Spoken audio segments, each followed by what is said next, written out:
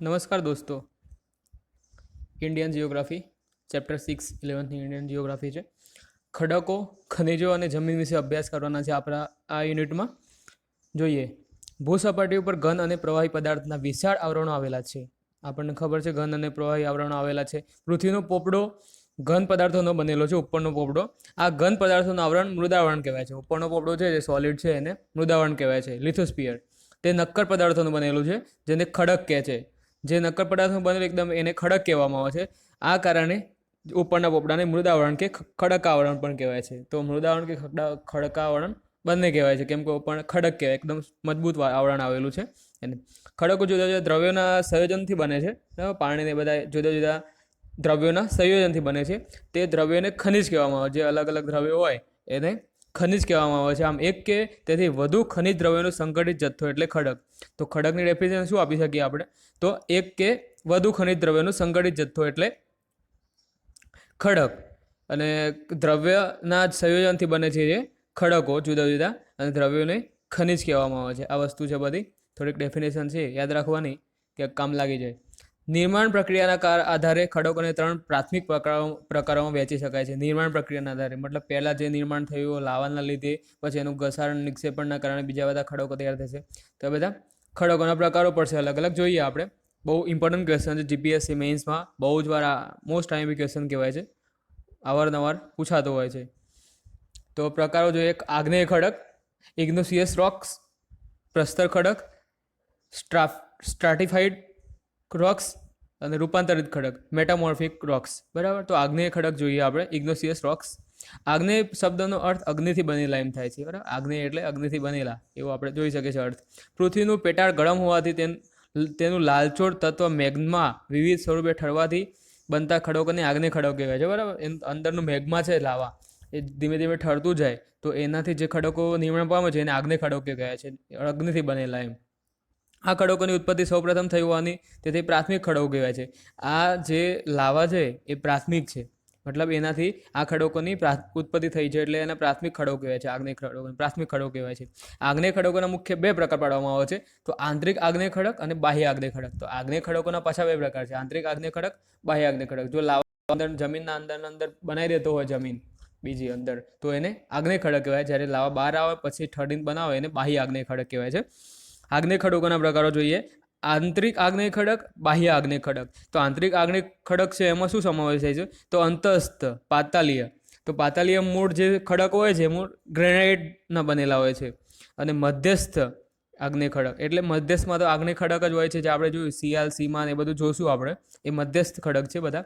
અને બાહ્ય આગ્નેય ખડક એટલે જ્વાળામુખી પ્રસ્ફોટનથી થાય છે. બેસાલ્ટ ખડકો, ડેક્કન ટ્રેપ આપણે આનાથી જ બનેલો છે. જ્વાળામુખી કહી શકીએ આપણે, એનાથી જ બનેલો છે. ગિરનાર ને બધા ત્યાં બેસાલ્ટ ખડકો, ગ્રેનાઇટ આગ્નેય ખડકો આવેલા છે ત્યાં. બરાબર. તો આંતરિક આગ્નેય ખડક, બાહ્ય આગ્નેય ખડક, આ જે છે આગ્નેય ખડકોના સ્વરૂપો જોઈ લઈએ થોડા ઘણા. તો આ જ્વાળામુખી પ્રસ્ફોટન આવી રીતે થાય બહાર, તો આપણે જોયું તો આગળ એનાથી નીચે મેઘમાં આવેલો, તો મેઘમાં ધીમે ધીમે આવી રીતે બહાર આવે અને પછી એનાથી ઠંડો પડતો જાય, જમીન તૈયાર થાય. અને જ્યારે અંદર શું થાય? અંતસ્થ. તો અંતસ્થ મેઘમાં એમને એમ ઠરી જાય. આ બાજુ લેફ્ટ સાઈડ ઉપર જુઓ, અંતસ્થ જો અંદર ઠરી જાય તો એ અંતસ્થ આગ્નેય ખડક કહેવાય. જ્યારે મધ્યસ્થમાં શું થાય છે? તો મધ્યસ્થમાં જો આ ઊંધી રકાબી આકારનો હોય તો લોપોલિથ કહેવાય છે. પછી આમ સીધી રકાબી હોય તો લેકોલિથ કહેવાય છે. જ્યારે આમ ઉપર નળી જેવો હોય તો એને ડાઇક કહેવાય છે. એકદમ આછા જુઓ તો તમે અંદર જોઈ શકશો, લખેલું જ છે અંદર, પરંતુ હું તમને કહું, ઊંધી રકાબી આ બાજુ દેખાય છે છત્રી જેવો, એ છે લોપોલિથ છે. જ્યારે એના આ બાજુ સીધી રકાબી જેવું છે એ લેકોલિથ છે, એટલે ડાઇક છે. એવી રીતે આ મધ્યસ્થ ખડકોના પાર્ટ પડતા હોય છે. આગળ કદાચ ડિટેલમાં ભણવાનું આવશે તો આપણે જોઈશું. બરાબર. તો આગ્નેય ખડકોના સ્વરૂપો છે. હવે જોઈએ અંતસ્થ આગ્નેય ખડક, એનું વર્ણન આપેલું છે. આ પ્રકારના આગ્નેય ખડકની રચના મેઘમાં ઠંડો પડવાથી થાય છે. અંદરનું મેઘમાં એમને ઠંડો પડી જાય કોઈ પ્રક્રિયાના કારણે, તો આ અંતસ્થ આગ્નેય ખડક તૈયાર થાય છે. જો આ મેઘમાં પૃથ્વીના પેટાળમાં એટલે કે વધુ ઊંડાઈએ ઠરી જાય તો આ પ્રકારના ખડકો રહે છે. એકદમ વધુ ઊંડાઈએ મેઘમાં નીકળતો ઠરી જાય અંદર, તો આ પ્રકારના ખડકો નિર્માણ પામે. એકદમ વધુ ઊંડાઈએ હોય છે. વધુ ઊંડાઈએ ગરમીનું પ્રમાણ વધુ હોવાથી મેઘમાં ધીમે ધીમે ઠરતા હોય છે. આ કારણે બનતા ખડકો મોટા કદના સ્ફટિક જેવા હોય છે. એકદમ બિગ હોય, મોટા હોય એમ. ગ્રેનાઇટ ખડક એ અંતસ્થ આગ્નેય ખડકનું ઉત્તમ ઉદાહરણ છે. આપણે ગ્રેનાઇટ મળી આવે છે જે પૃથ્વીના પેટાળમાંથી, એ અંતસ્થ આગ્નેય ખડકનું એકદમ ઉત્તમ ઉદાહરણ છે ગ્રેનાઇટ ખડક. યાદ રાખવાનું, અંતસ્થમાંથી ગ્રેનાઇટ ખડક મળી આવે છે. અંતસ્થ ખડકો દક્ષિણ ભારતનો ઉચ્ચ પ્રદેશ, રાજસ્થાન અને મધ્યપ્રદેશમાં જોવા મળે છે. દક્ષિણ ભારતના આપણો ઉચ્ચ પ્રદેશ છે ત્યાં અંદર એકદમ જોઈએ તો અંતસ્થ ગ્રેનાઇટ મળી આવે આપણને, રાજસ્થાનમાંથી મળી આવે અને મધ્યપ્રદેશમાંથી બી મળી આવે છે ગ્રેનાઇટ ખડકો. એમ અંતસ્થ આગ્નેય ખડક એકદમ અંદરની પેટાળમાં, પૃથ્વીના પેટાળના અંદર હોય. મધ્યસ્થ આગ્નેય ખડક, તો મધ્યસ્થ આગ્નેય ખડક જ્વાળામુખી પ્રસ્ફુરણ પ્રક્રિયા દરમિયાન મેઘમાં ભૂસપાટી તરફ આવવા માટે પ્રયત્ન કરે છે. બરાબર, પ્રયત્ન કરે છે એટલે અલગ અલગ દિશામાં ધસી જાય. ઊંધી રકાબી આકારનો થઈ જાય, સીધી રકાબી આકારનો થઈ જાય, ઉપર ડાયક સ્વરૂપે ઉપર આવતો હોય તો, પરંતુ પાતાળીય ખડકોના અને બાહ્ય ખડકો વચ્ચે ઠરી જાય છે. એકદમ ઉપર ના વધે એમ ખડકો, એના ઉપર ખડકાઈ જાય, ઉપર ના વધે એટલે અંદર ઠરી જાય.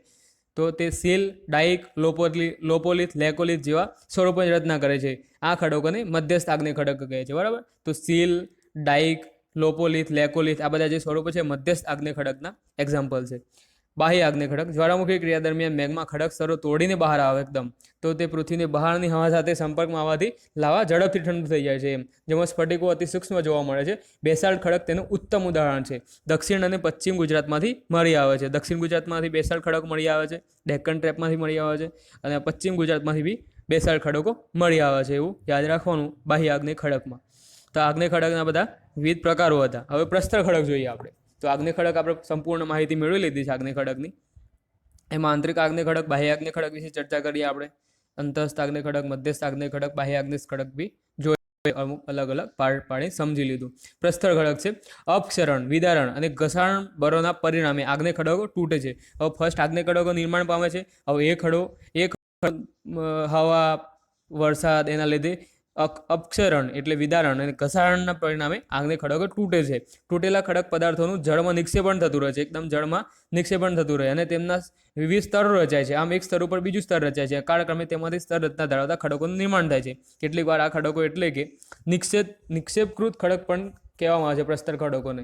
કેમ કે શું થાય, આગ્નેય ખડકો લાવાના ડેકન ટ્રેપ તૈયાર થયું, જેના ઉપર નદીઓ જાય પછી નદીના પાણી અમુક સંપૂર્ણ મેદાનોમાં એ પોતાનું કામ ઠાળવતી હોય એમ, એટલે અમુક અલગ અલગ સ્તરો રચાય, તો એને પ્રસ્તર ખડકો કહેવાય છે. કેમ, નિક્ષેપણના કારણે નિક્ષેપકૃત ખડકો કહેવાય છે પ્રસ્તર ખડકોને. એવી રીતે પ્રસ્તર ખડકો તૈયાર થાય છે. પ્રસ્તર ખડકોની રચનામાં કેટલાક રાસાયણિક દ્રવ્યો અને સેન્દ્રિય દ્રવ્યો જોવા મળે છે. ઓબ્વિયસ છે, કેમ કે ડેક્કન ટ્રેપથી આગ્નેય ખડકોથી ઘસારણ અને વિદારણ પ્રક્રિયાના પરિણામે બન્યા હોય એટલે રાસાયણિક દ્રવ્યો અને સેન્દ્રિય દ્રવ્યો ઓફકોર્સ જોવા મળવાના જ છે.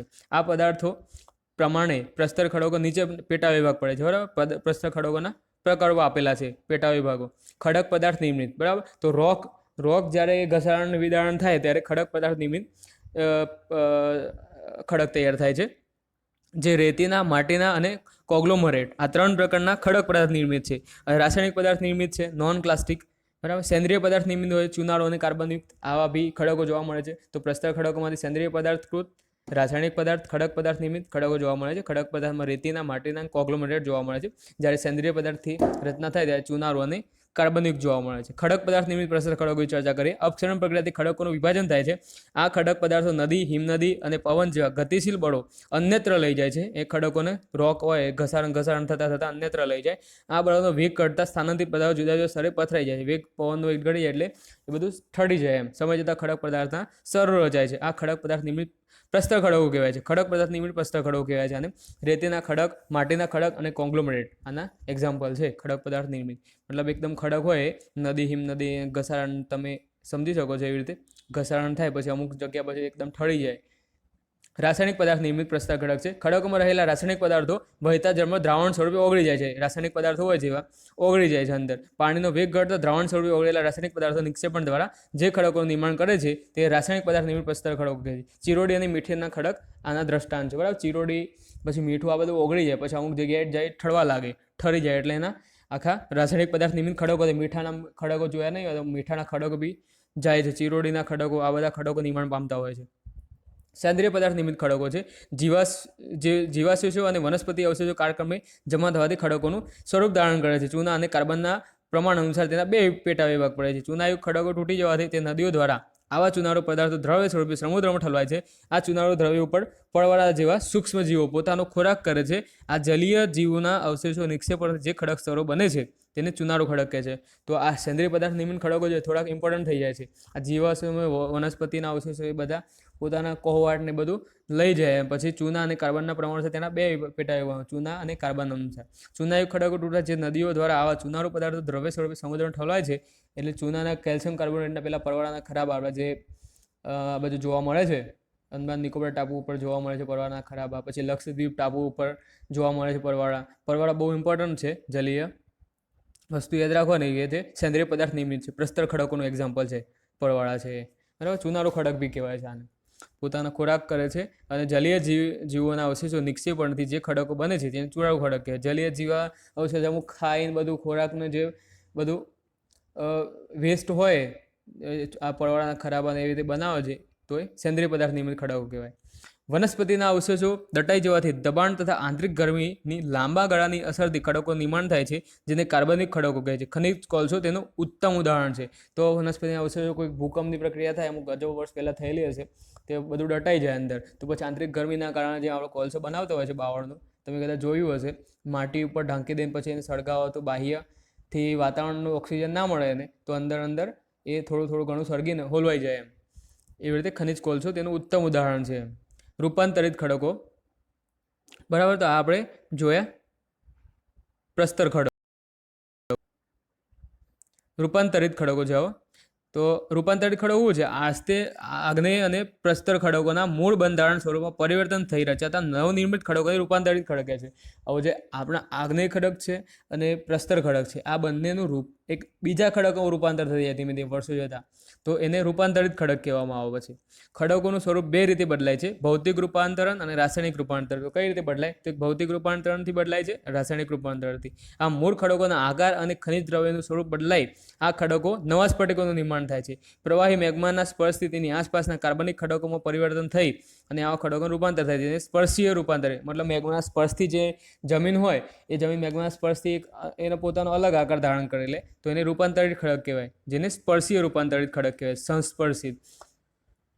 હવે તાપમાન અને દબાણના પરિણામે ખૂબ જ વ્યાપક વિસ્તારોમાં ખડકો પોતાનું બંધારણ અને સ્વરૂપ બદલી નાખે છે, તેને પ્રાદેશિક રૂપાંતર કહેવાય છે. આરસ પાણ, ક્વાર્ટઝાઇટ એ બધા એના એક્ઝામ્પલ છે. તાપમાન અને દબાણના આધારે જે બદલાય પ્રાદેશિક રૂપાંતર કહેવાય છે એને, બરાબર. તો આ અલગ અલગ પ્રકારના ઉદાહરણો છે રૂપાંતરિત ખડકોના, જે થોડોક એકદમ કોન્સેપ્ચ્યુઅલ યાદ રાખવાના. તાપમાન અને દબાણના કારણે આરસ પાણ અને ક્વાર્ટઝાઇટ બને છે, જ્યારે પ્રવાહી મેગ્માના સ્પર્શથી થાય છે એ સંસ્પર્શિત કહેવાય એમ. અને બે એટલે ભૌતિક રૂપાંતરણ, રાસાયણિક રૂપાંતરણ, બે રીતે એમ. ભૌતિક રૂપમાં સ્પર્શથી થાય એ ભૌતિક રૂપાંતરણ, એ પેલું પ્રાદેશિક રૂપાંતરણ, એવી રીતે રૂપાંતરિત ખડકો કહેવાય છે. તો આપણે 3 પ્રકારના ખડકો આપણે અભ્યાસ કર્યો. આગ્નેય ખડકો વિશે, પ્રસ્તર ખડકો અને રૂપાંતરિત ખડકો, 3 ખડકો. આ ઇમ્પોર્ટન્ટ વસ્તુ છે, યાદ રાખવાનું, ઘણું બધું યાદ રાખવા જેવું છે આમાં, બરાબર. તો આપણે હવે આગળ અભ્યાસ કરીએ ખનિજ વિશે અભ્યાસ કરીએ. જૈવિક અને અજૈવિક પદાર્થો ગરમી અને દબાણને લીધે પરિવર્તન પામી ચોક્કસ રાસાયણિક બંધારણ ધારણ કરે છે, તેને ખનિજ કહેવાય છે. જૈવિક અને અજૈવિક પદાર્થો ગરમી અને દબાણના કારણે પરિવર્તન પામી ચોક્કસ રાસાયણિક બંધારણ પ્રાપ્ત કરે છે, તેને ખનિજ કહેવાય છે. જેમ કે કોલસો, આ બધા અલગ અલગ પ્રકારના ખનિજો છે, પોતાને બીજું સ્વરૂપ ધારણ કરે. સ્ફટિકમય બંધારણ, ઘનતા, નક્કરતા, રંગ અને ચમક વગેરે ખનિજના મૂળભૂત લક્ષણો છે. સ્ફટિકમય બંધારણ એની ઘનતા, એની નક્કરતા, એનો રંગ, એની ચમક ખનિજમાં મૂળભૂત લક્ષણો છે. દરેક ખનિજને પોતાની ઘનતા હોય છે. ઘનતા એટલે ખનિજનું ભારે, ઘનતા એટલે દર ભાગે કદ, બરાબર. તો જેનું વજન મેક્સિમમ હોય એને ઘનતા કહેવાય એમ. નાનું હોય અને વજન મેક્સિમમ હોય તો એનું દળ વધારે હોય તો એની ઘનતા વધુ થાય. એવી રીતે પૃથ્વીના પેટાળા તરફ જઈએ એમ ઘનતા વધતી જાય છે, કેમ કે દબાણ વધતું જાય છે. આપણે આગળ કોન્સેપ્ટ ક્લિયર કરેલો છે. ખનિજ ઉપર જ્યારે ઘસારકો કરવામાં આવે છે ત્યારે તે ખનિજ જેટલો પ્રતિકાર કરે છે તેને તેની ખનિજની નક્કરતા કહેવાય છે. મતલબ જેટલું આપણે હીરો હોય એને દબાઈ એકદમ તો એનો જે પ્રતિકાર કરે એમ, આ બધું એક ટેકનોલોજીથી આપણે અભ્યાસ કરી શકાય. હાથમાં દબાઈએ તેવી રીતે ના ખબર પડે, એની નક્કરતા કહેવાય છે. ખનિજની નક્કરતા 1 થી 10 સુધીના ક્રમાંકમાં આપવામાં આવે છે. 1 થી 10 સુધીના ક્રમાંકમાં. જેમ કે ટાલ્ક ખનિજનો ક્રમાંક 1 છે અને હીરાનો 10 ક્રમાંક છે. ટાલ્ક છે એકદમ નરમ હશે, કેમ કે ફટાકલીને તૂટી જાય છે, એટલે 1 ક્રમાંક આપવામાં આવે છે. જ્યારે હીરો છે એકદમ નક્કર હશે એટલે 10 ક્રમાંક આપવામાં આવે છે, બરાબર. તો નક્કરતા 1 થી 10 સુધીના ક્રમાંકમાં આપવામાં આવે છે. વસ્તુ યાદ રાખવાની, પૂછાય આવે છે. ખનિજની નક્કરતા 1 થી 10 ક્રમાંકમાં આપવામાં આવે છે. પ્રત્યેક ખનિજની સપાટી પર સૂર્યપ્રકાશનું પરાવર્તન કરે છે, તેના આધારે તેની ચમક નક્કી થાય. ચમક કઈ રીતે નક્કી થાય? તો એના ઉપર સૂર્યપ્રકાશ આપાત કરીએ આપણે એનું પરાવર્તન કેટલું થાય છે એના ઉપરથી એની ચમક નક્કી થાય. જુદી જુદી ખનિજની અને ધાતુની ચમક અલગ અલગ જોવા મળે છે. ખનિજના વિવિધ રંગો પણ ધરાવે છે. ખનિજમાં રંગ રહેલી અશુદ્ધિઓના પ્રમાણના આધારે તેના રંગ ઘેરા અથવા ઝાંખા. અશુદ્ધિઓ વધારે હોય તો એનો રંગ ઘેરો બની જાય, અશુદ્ધિઓ ઓછી હોય તો ઝાંખી હોય. એમ આમ પ્રાથમિક લક્ષણો આધારે ખનિજના ધાત્વિક અને અધાત્વિક એમ બે ભાગોમાં વહેંચી શકાય છે. લોખંડ, તાંબુ, સોનું વગેરે ધાત્વિક ખનિજો, જ્યારે પોટાશ, સલ્ફર, નાઇટ્રેસ, ફોસ્ફર એ બધી અધાત્વિક ખનિજો કહેવાય છે. કોલસો અને ખનિજ તેલ ઇંધણ તરીકે વપરાય છે. તેમજ તેમને ઉર્જા ખનિજ જેવા વિશિષ્ટ વિભાગમાં વહેંચવાનું. તો ખનિજ વિશે બેઝિક ઇન્ટ્રોડક્શન છે. અહીંયા બહુ ડિટેલમાં માહિતી નથી, ખાલી અહીંયા ખનિજની નક્કરતા માટે 1 થી 10 સુધી ક્રમાંક રાખવાનો. ટાલ ખનિજનો ક્રમાંક 1 છે, જ્યારે હીરાનો 10 છે. બીજી ડેફિનેશન છે. બરાબર. જમીન વિશે અભ્યાસ કરીએ. ખડકોની ખુલ્લી સપાટી પર સૂર્યપ્રકાશ, તાપમાન, હિમ, વરસાદ વગેરે પડવાના કારણે ખવાણ થતા ખડકોનો ભૂકો. આપણે જે આગળ જોયું ખડકો જોયા છે, એ જમીન નથી જોયું આપણે. આગ્નેય ખડકો, પ્રસ્તર ખડકો, રૂપાંતર, એ બધા ખડકો છે. જમીન શું છે એવો જોઈએ છે આપણે. ખડકોની ખુલ્લી સપાટી પર સૂર્યપ્રકાશ, તાપમાન, હિમ, વરસાદ વગેરે પડવાના કારણે ખવાણ થતા ખડકોનો ભૂકો બની જાય છે. આ ખડકો જૈવિક દ્રવ્યો, હવા અને પાણી ભરવાથી જમીન બને છે. બરાબર. એનો ભૂકો બની જાય અને પછી એમાં હવા, પાણી એ બધું આ બધી બહુ મેક્સિમમ બહુ ઘણો ટાઈમ લાગી જાય છે આમાં જમીન બનવા માટે. પણ એ વસ્તુ આપણે સમજી શકીએ છીએ આવી રીતે બને એમ. તો આબોહવા છે. પહેલાં આબોહવાની અસરના પરિણામે તો ઉપરની સાઈડ શું કહે છે? ખડકોનું ખવાણ થવાથી બનતા ખનિજ દ્રવ્યો એમાંથી જમીન બને છે. નીચે આબોહવાની અસરના કારણે વિવિધ પ્રકારના વનસ્પતિ, પ્રાણી, અવશેષો સડવાથી બનતા જૈવિક દ્રવ્યોના કારણે. તો ખનિજ દ્રવ્યો અને જૈવિક દ્રવ્યોના કારણે સંયોજનથી જમીન બને છે. બરાબર. એવું સમજી શકીએ છીએ આપણે. ખનિજ દ્રવ્યો અને જૈવિક દ્રવ્યોના સંયોજનના કારણે જમીન બને છે. આબોહવાની અસરના પરિણામે તર ખડકોના ખવાણથી બનતા ખનિજ દ્રવ્યો અને વનસ્પતિ, પ્રાણી, અવશેષો સડવાથી બનતા જૈવિક દ્રવ્યોના તૈયારથી થયેલા અસંગઠિત પદાર્થોના પાતળા સ્તરને જમીન કહેવાય છે. તો જમીનની ડેફિનેશન છે. કોઈ બી જગ્યાએ એ મીન્સમાં લખવા માટે કામ લાગે. આવી ડેફિનેશન જીસીઆરટીની બુક એટલી જ ઇમ્પોર્ટન્ટ છે કે એમાં ડેફિનેશન આપણને ઘણી બધી મળી જાય છે અંદરથી અને કોન્સેપ્ચ્યુઅલ માહિતી ક્લિયર થઈ જાય છે. એટલે ડાયરેક્ટ ક્વેશ્ચન ના હોય પણ તમારા કોન્સેપ્ટ ક્લિયર હોય. જીપીએસસી કોન્સેપ્ટ જ માગે છે. તમારે એકદમ ફેક્ચ્યુઅલ ડેટા એટલો બધો ના આવડતો હોય તો તમે કોમ્પિટિટિવ એક્ઝામ ક્લિયર કરી શકો છો. આબોહવાની અસરના પરિણામે તર ખડકોના ખવાણથી બનતા ખનિજ દ્રવ્યો અને વનસ્પતિ, પ્રાણી, અવશેષો સડવાથી બનતા જૈવિક દ્રવ્યોના તૈયાર થયેલા અસંગઠિત પદાર્થોના પાતળા સ્તરને જમીન કહેવાય છે. બરાબર. જમીનના મુખ્ય 4 ભૌતિક લક્ષણો છે. તેની રંગ, તેની કણરચના, કણોની ગોઠવણી અને સ્તર રચના. તો જમીન શું છે એ વસ્તુ વિશે આપણે ભણીએ તો એના ભૌતિક લક્ષણો છે રંગ, કણરચના, કણોની ગોઠવણી અને સ્તર રચના. રંગ એ જમીનનું મહત્વનું લક્ષણ છે. ખનિજ તત્વો અને તથા ઉત્પત્તિની પ્રક્રિયાના પ્રમાણે એના રંગ બદલાય છે. કાળી જમીન, લાલ જમીન, એ બધી જમીન આપણે અલગ અલગ જોઈ શકીએ છીએ. ઘેરા રંગની માટીમાં જૈવિક દ્રવ્ય વધુ હોય છે. એકદમ ઘેરો રંગ હોય એમાં જૈવિક દ્રવ્ય વધુ હોય એના લીધે એનો ઘેરો રંગ બની જાય. રાતા, પીળા, બદામી રંગની જમીનમાં લોહ તત્વનું પ્રમાણ. તો લોહ તત્વની જે હોય રેડ સોઇલમાં રાતા, પીળા કે બદામી રંગની જમીન હોય. લોહ તત્વ હોય તો રાતા, પીળા એવા અલગ અલગ રંગની. જ્યારે ઘેરા રંગની માટી હોય એમાં જૈવિક દ્રવ્ય હોય. અલગ અલગ પ્રકારની જમીનના બંધારણમાં રેતી, માટીનું પ્રમાણ અલગ અલગ હોય છે. અલગ અલગ પ્રકારની જમીનમાં રેતીના કણોનું કદ મોટું અને માટીના કણોનું કદ નાનું જોવા મળે. રેતીના કણો મોટું હોય, તમે ધોઈ નાખો, તમને કોઈ પણ માટી ધૂળ લઈને ધોઈ નાખો ને તમને ખબર પડે એમ. તો માટીના કણો એકદમ નાના હોય, રેતીના કણો થોડાક મોટા હોય. તેથી જ તે જમીનનો ભેજનો સંગ્રહ કરવાની શક્તિ વધારે લે છે અને તેમાં ફળદ્રુપતા જોવા મળે છે. વધુ ફળદ્રુપતા જોવા મળે, ભેજ સંગ્રહ શક્તિ વધુ હોય છે. જુદા જુદા જમીન કણો પરસ્પર અલગ અલગ ગોઠવાયેલા હોય છે. તેથી જમીન કણની ગોઠવણીની રચના રચાય છે. આ ગોઠવણી જમીનની છિદ્રાળુતા નક્કી થાય છે. આમ વિશિષ્ટ ગોઠવણી કે રચનાથી જમીનમાં હવા, પાણી, વનસ્પતિના મૂળ સહેલાઈથી પ્રવેશ પામે છે. અને તો એની જે કણોની ગોઠવણી હોય એના ઉપરથી છિદ્રાળુતા નક્કી થાય છે. છિદ્રાળુતા મેક્સિમમ હોય તો જમીનનું એકદમ સંગ્રહ શક્તિ વધારે હોય. જમીનના સ્તરો ઉપર ઊભો કાપ મૂકવામાં આવે તો સ્પષ્ટ રીતે ઉપરથી નીચે સુધીમાં જુદા જુદા સ્તરો જોઈ શકાય છે. તેને જમીનનું પાર્શ્વચિત્ર કહેવાય છે. બાજુમાં આપેલું છે A સ્તર, B સ્તર, C સ્તર, D સ્તર. તો જમીનનું ઉપર મૂળ હોય ત્યાં જૈવિક દ્રવ્ય માટે એકદમ ફળદ્રુપ જમીન હોય ઉપરની. વચ્ચે શું હોય B સ્તરમાં ઉપસ્તર, રેતી અને માટીના કણોનું બનેલું હોય. અને જેમ જેમ નીચે આપણે કૂવો ખોદતા હોય તો આવી રીતે સ્થળો જોવા મળે આપણને. ક્ષયિત સ્તર, નાના નાના કાંકરા અને ખડકો આવે નીચે. પછી છેલ્લું સ્તર તો તળ ખડકો આવે. પછી એટલેથી કૂવો ખોડાય નહીં આપણાથી, મૂકી દેવાનું સિક્કાના પવાડા બધા. જમીનના પાર્શ્વચિત્રમાં તેના જુદા જુદા સ્તરો, જમીનની કણરચના, જમીનના કણોની ગોઠવણી અને તેમના રંગ વગેરે વિભિન્નતા વર્તાય છે. આ જમીન સ્તરોને પાર્શ્વચિત્ર A સ્તર, B સ્તર, C સ્તર, D સ્તર નામ આપ્યા છે. સૌથી ઉપરના એ સ્તરમાં શું છે તો જે સ્તરમાં જમીન કણો સૂક્ષ્મ હોય છે, આ સ્તરમાં જીવસૃષ્ટિ સૌથી વધુ ક્રિયાશીલ હોય છે, તેમજ જૈવિક દ્રવ્યો વધુ હોવાથી ફળદ્રુપતા પણ વધુ હોય છે. ઉપરના એ સ્તરમાં ફળદ્રુપતા વધુ હોય છે, જ્યાં વનસ્પતિ બધું ઉગતું હોય છે. બીજ સ્તર શું હોય છે? બીજ સ્તર રેતી અને માટીના જમીન કણો જોવા મળે છે. આ સ્તરમાં જૈવિક દ્રવ્યો પણ અલ્પ હોય છે, ઉપસ્તર કહેવાય છે. જે આપણી નદીઓ બધું હોય છે અંદરની સાઈડ વહેતી હોય, બધા બીજ સ્તરમાં વહેતી હોય છે, ઉપસ્તર રેતી માટીના સ્તરમાં. સી સ્તર શું છે તો કાંકરા અને નાના ખડક ટુકડા અને મોટે જમીન માટીના ટુકડા હોય, સામાન્યપણે આ સ્તર ઓછું ફળદ્રુપ હોય છે. એકદમ કાંકરા અને માટીના કુકડા અને બધું અંદર આવી જાય સી સ્તરમાં. ડી સ્તર શું છે? ડી સ્તર આ સ્તર ખડકોનું બને છે. આ ખડક કણો એકબીજા સાથે જોડાયેલા હોય છે. સી અને ડી સ્તર વાસ્તવિક જમીનનો સમાવેશ થતો નથી, એકદમ પથ્થર કહેવાય, ઉજ્જડ કહેવાય. એને તમે ખોડી ના શકો, કંઈ જ કરી ના શકો, કે ઉગે નહીં, કંઈ નહીં. ખનિજ દ્રવ્ય પ્રાપ્ત થાય ખાલી અંદરથી. કારણ કે એ સ્તર કેમ એકદમ હાર્ડ છે? કેમ નીચે મેગ્મા છે, મેગ્માના લીધે હાર્ડ થઈ ગયું.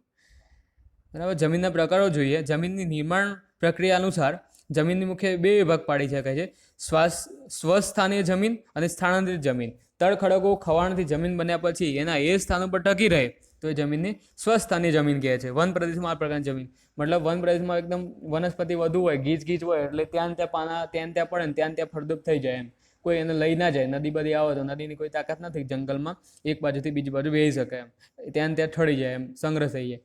અને બીજું શું, નદી, હિમ નદી, પવન, ગતિશીલ બળોના કારણે સ્થાનેથી ખડક બોજ અને કાંપ વગેરે સ્થાનાંતર કરી બીજી જગ્યાએ પથરાઈને જમીનનું નિર્માણ થાય ત્યારે સ્થાનાંતરિત જમીન કહે છે.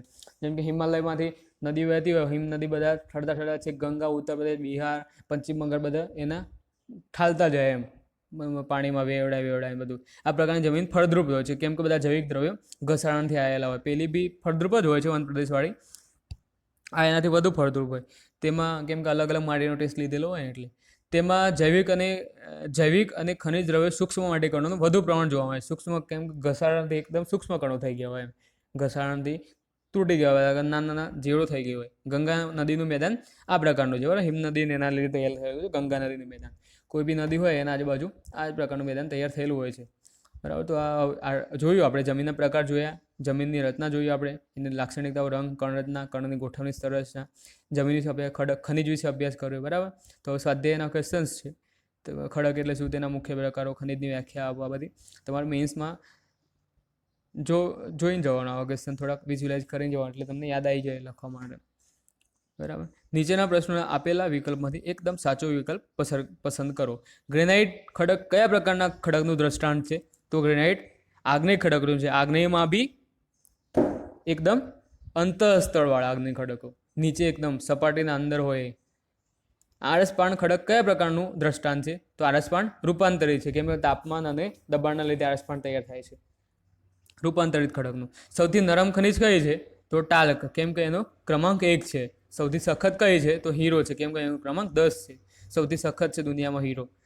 કયા પ્રકારની જમીન અને તળ ખડકોનું બંધારણ એક સરખું જોવા મળે છે? જમીન અને તળ ખડકોનું બંધારણ કયા પ્રકારની જમીનમાં એક સરખું જોવા મળે? જમીન અને તળ ખડકોનું બંધારણ એક સરખું. જમીન અને તળ ખડકોનું સ્થાનાંતરિત સ્વસ્થાનીય જોવો પડશે ક્વેશ્ચન. આ ખડકોનું ખણ બન્યા પછી એક જ સ્થાન પર ટકી રહેવાના સ્વસ્થાની જમીન વનપ્રદેશ. હિમ નદી ગતિશીલ બળોના કારણે ખડક બોજ કાંપ સ્થાનાંતર થઈ બીજી જગ્યાઓ પર પથરાયેલી જમીન સ્થાનાંતરિત જમીન આ પ્રકારની ફળદ્રુપ હોય છે. જમીન અને ખનિજ દ્રવ્યો સૂક્ષ્મ માટીકણનું પ્રમાણ વધુ જોવા મળે છે. બરાબર. ક્વેશ્ચનનો આન્સર મળ્યો નથી આપણને, કદાચ સ્વસ્થાયી જમીન, કેમ કે ત્યાં ઠરી જાય એટલે જમીન અને તળ ખડકો પ્રમાણ એક સરખું જોવા મળે કદાચ સ્વસ્થાની જમીનમાં, બરાબર. તો આ હતું આપણું ચેપ્ટર ખડકો, ખનિજો અને જમીન, ચેપ્ટર 6. Okay, thank you.